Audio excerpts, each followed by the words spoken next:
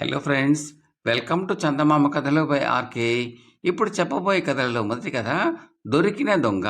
ఈ కథను రాసిన వారు శ్రీ మాచిరాజు కామేశ్వరరావు గారు. కొమరయ్య, చలపతి అనేవాళ్ళు బాల్య స్నేహితులు.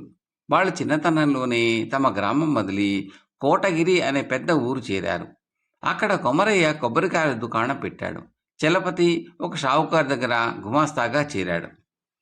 ఒకనాటి మధ్యాహ్నం వేళ చలపతి కొమరయ్య దుకాణానికి వచ్చి, కొమరయ్య, నీ నుంచి ఒక సాయం కావాలి అన్నాడు. ఏమిటది అని అడిగాడు కొమరయ్య. మరేం లేదు, నా భార్య ఆడపిల్లను ప్రసవించినట్టు కబురు వచ్చింది. పిల్లను చూసేందుకు మా అత్తగారి గ్రామం బయలుదేరాను. అయితే అంతలో మరొక వార్త. మన గ్రామం వైపు ఉన్న ఏరు పొంగిందట. నన్ను చూసేందుకు వస్తున్న మా అమ్మ నాన్న ఇక్కడికి ఎప్పుడు చేరతారో తెలియదు. ఒకవేళ వాళ్ళు చీకటి పడి వస్తే ఇంటికి తాళం వేసి ఉంటే ఇబ్బంది పడిపోతారు. ఈ రాత్రి మా ఇంట్లో పడుకో, నేను రేపు సూర్యోదయం వేళకు వచ్చేస్తాను అంటూ చలపతి కొమరయ్యకు తన ఇంటి తాళం చెవి ఇచ్చాడు. నువ్వు నీ ఇంటి గురించి ఏమీ బెంగపడకు. నేను ఈ రాత్రి కొంచెం ముందుగానే భోజనం చేసి మీ ఇంటికి వెళ్ళి పడుకుంటాను అన్నాడు కొమరయ్య. చలపతి వెళ్ళిపోయాడు. కుమరయ్య ఆ రాత్రి ఇల్లు చేరేసరికి అతడి భార్య మంచంలో ముసుగు పెట్టుకుని మూలుగుతున్నది. ఆమెకు విపరీతమైన జ్వరం. కుమరయ్య వెంటనే వైద్యుని తీసుకుని వచ్చాడు. ఆయన ఏవో మాత్రలు ఇచ్చి తెల్లవారి లోపల రోగి చేత 3 సార్లు మింగించమన్నాడు. కుమరయ్యకు చలపతి ఇంటి విషయం గుర్తుకు వచ్చింది. అయితే భార్యను ఒంటరిగా వదిలి వెళ్లే పరిస్థితి కాదు. ఇప్పుడు ఏం చేయాలి అని ఆలోచిస్తున్న కుమరయ్యకు చలపతి ఇంటికి ఎదురుగా ఉన్న ఇంట్లోకి కొత్తగా అద్దెకు వచ్చిన ఆదిత్య అనే యువకుడు గుర్తుకు వచ్చాడు. అతను బ్రహ్మచారి. కొమరయ్య వెంటనే అతని దగ్గరకు వెళ్ళి సంగతి వివరంగా చెప్పి, నీకు ఇబ్బంది కలిగిస్తున్నాను, ఈ రాత్రికి చలపతి ఇంట్లో పడుకోగలవా అని అడిగాడు. అందుకు ఆదిత్య నవ్వి, ఇరుగు పొరుగు అన్నాక ఆ మాత్రం సహాయపడకపోతే ఎలా అంటూ కొమరయ్య నుంచి చలపతి ఇంటి తాళంచెవి తీసుకున్నాడు. మర్నాటి సూర్యోదయం వేళకు కొమరయ్య భార్యకు జ్వరం తగ్గింది. ఆదిత్య నుంచి తాళం చెవి తీసుకుందామని కొమరయ్య చలపతి ఇంటికి వెళ్ళాడు. అతను తలుపు తట్టేసరికి దగ్గరగా వేసి ఉన్న తలుపులు తెరుచుకున్నవి. లోపలి దృశ్యం చూసి నిర్ఘాంతపోయాడు కొమరయ్య. ఆదిత్య ఒక స్తంభాన్ని కట్టివేయబడి ఉన్నాడు. ఇల్లంతా చిందరవందరగా ఉన్నది.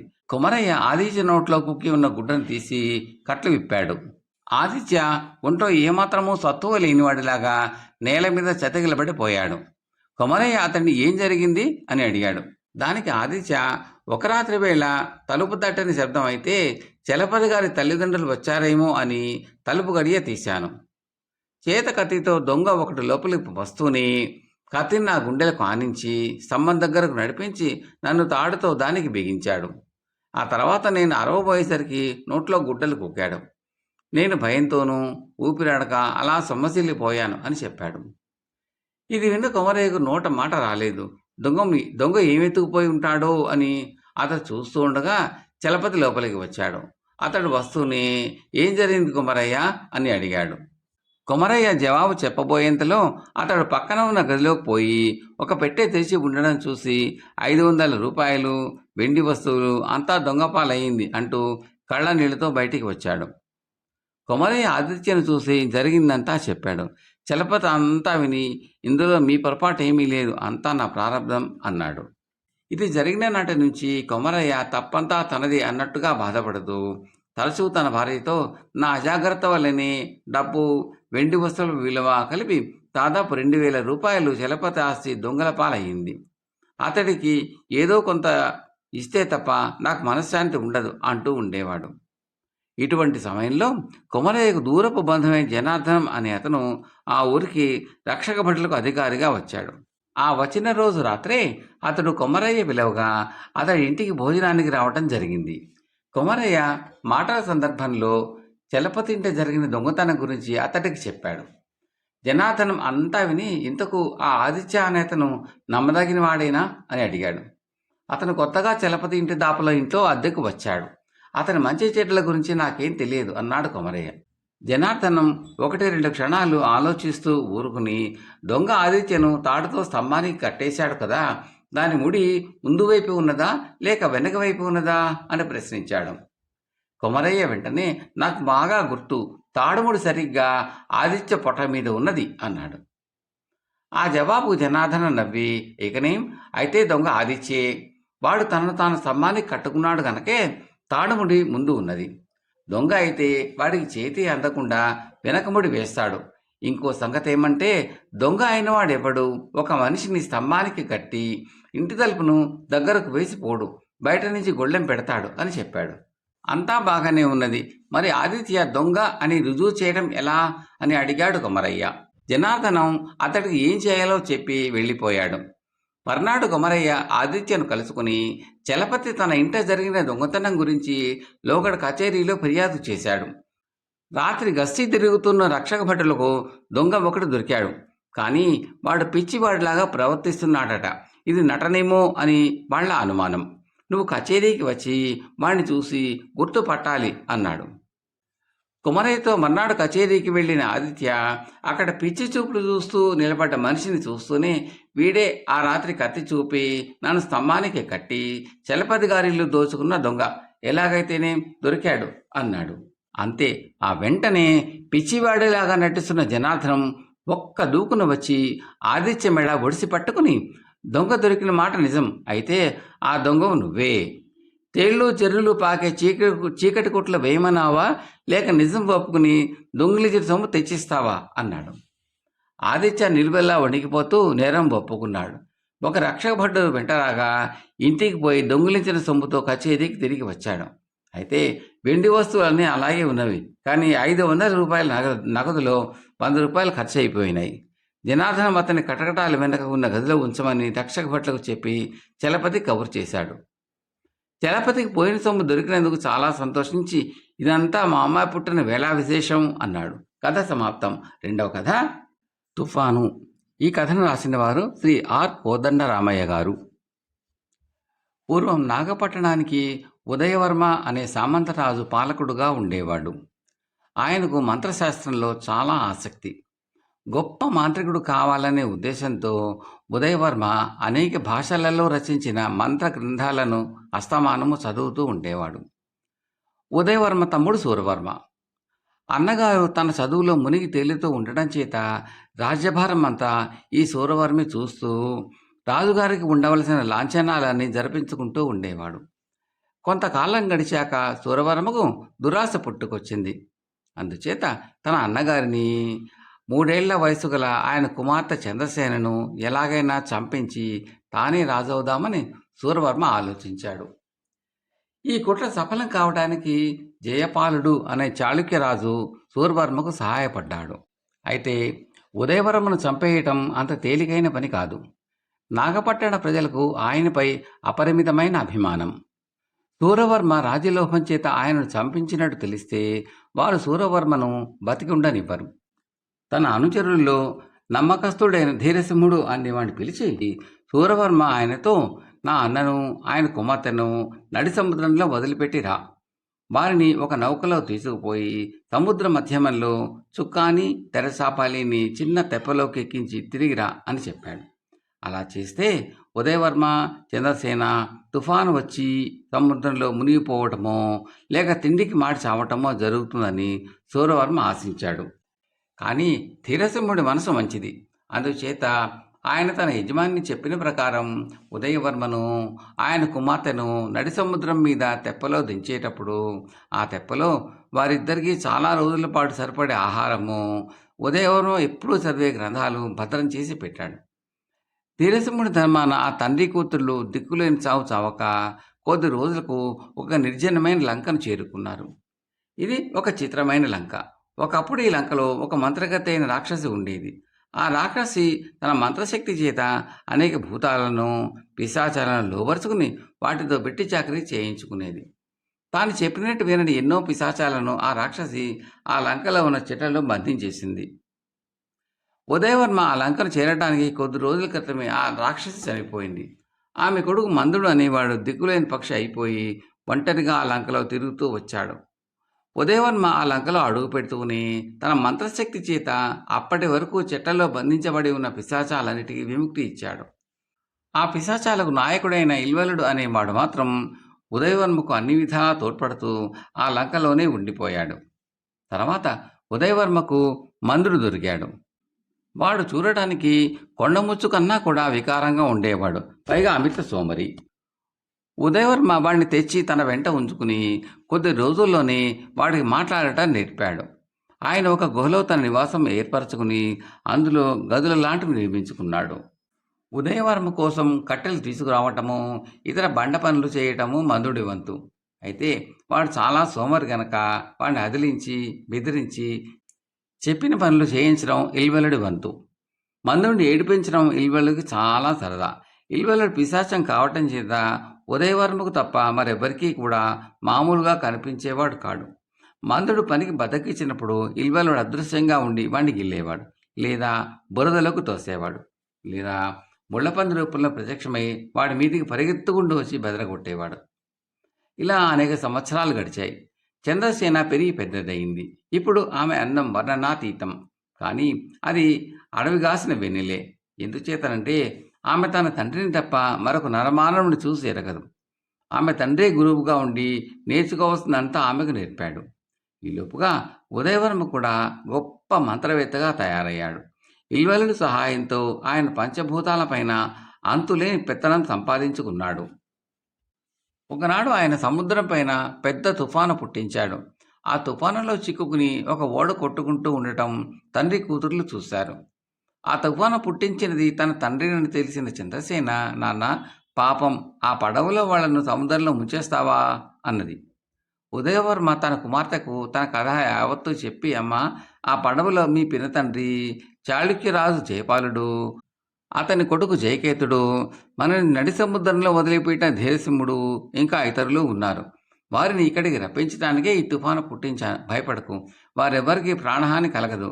వారి ఓడకు కూడా ఏ అపాయమూ రానివ్వను అన్నాడు. తర్వాత ఇల్వలుడు వచ్చి ఉదయవర్మతో, దొర, అంతా మీరు చెప్పినట్టుగానే చేసేశాం.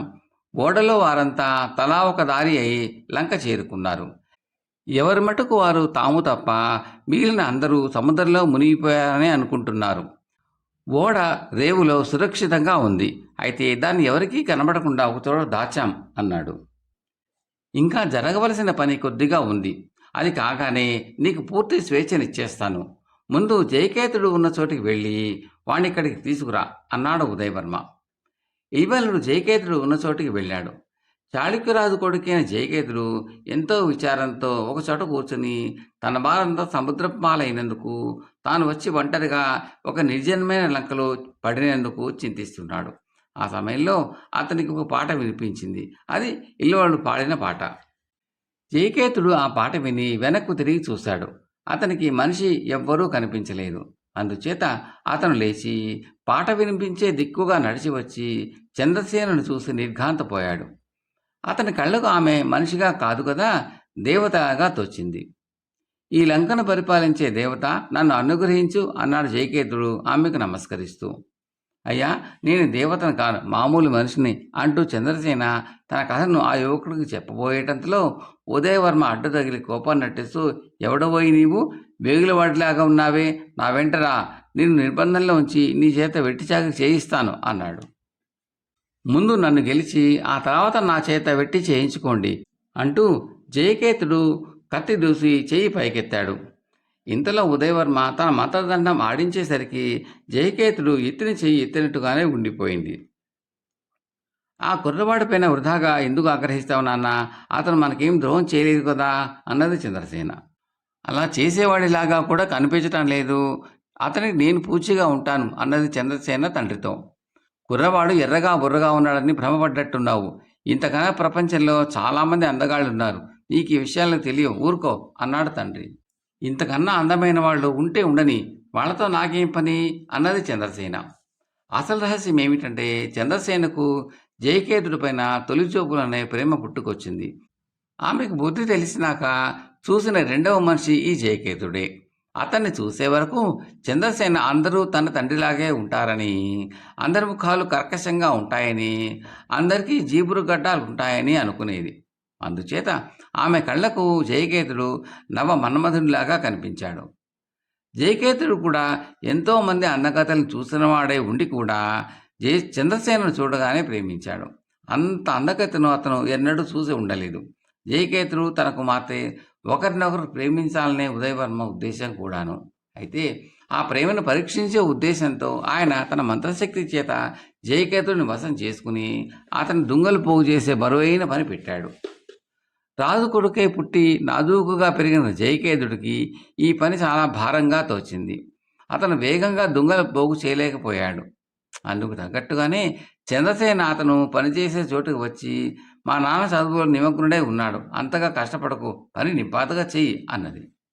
అయ్యో, వేగంగా చేస్తేనే తమిళని పని, మెల్లగా చేస్తే ఎప్పటికి కాను అన్నాడు జయకేతుడు. కాసేపు నువ్వు విశ్రాంతి తీసుకో, నీ బదులు నేను దుంగలు చేరవేస్తాను అన్నది చంద్రసేన. చంద్రసేన రావడం వల్ల పని పాడైంది. ఇద్దరూ కూర్చుని కబుర్లాడసాగారు.